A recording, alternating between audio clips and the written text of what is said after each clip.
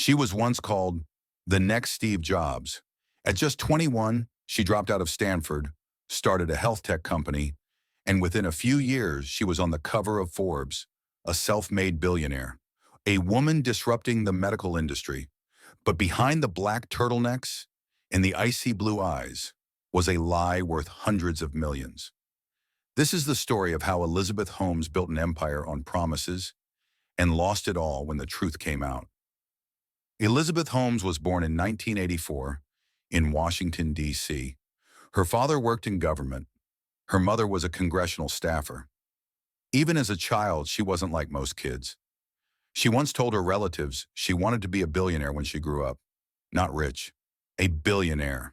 In 2002, she got into Stanford to study chemical engineering. But 1 year in, she dropped out. Why? She had an idea, a company that could test blood for hundreds of diseases, using just one drop. She called it Theranos, and it was going to change the world. Or so she said. Elizabeth modeled herself after Steve Jobs. She wore black turtlenecks, she deepened her voice, and most of all, she sold her vision with total confidence. Investors were amazed.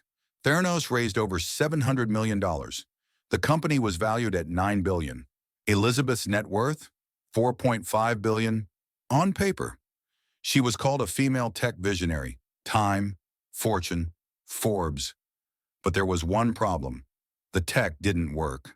Theranos promised to detect cancer, diabetes, STDs, all from a single drop of blood. But the machines were failing, inaccurate, dangerous.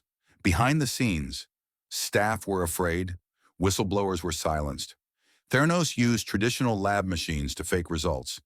In 2015, the Wall Street Journal exposed it all. Theranos was a fraud. The company collapsed. Lawsuits followed. The government launched a criminal investigation. In 2018, Holmes and her COO and boyfriend, Sunny Balwani, were charged with fraud. They had misled patients, doctors, investors. In 2022, Elizabeth Holmes was found guilty of 4 counts of fraud. She was sentenced to 11 years in prison. The media turned from genius to scammer. Elizabeth didn't invent a product. She invented an image, a young, brilliant woman, a rebel CEO. But when it comes to health, truth matters. Real people were hurt.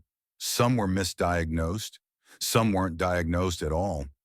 It wasn't just about money. It was personal.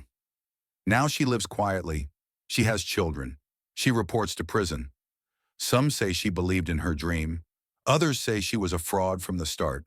Either way, in a world chasing big dreams and billion-dollar ideas, truth still matters, and sooner or later, it comes out.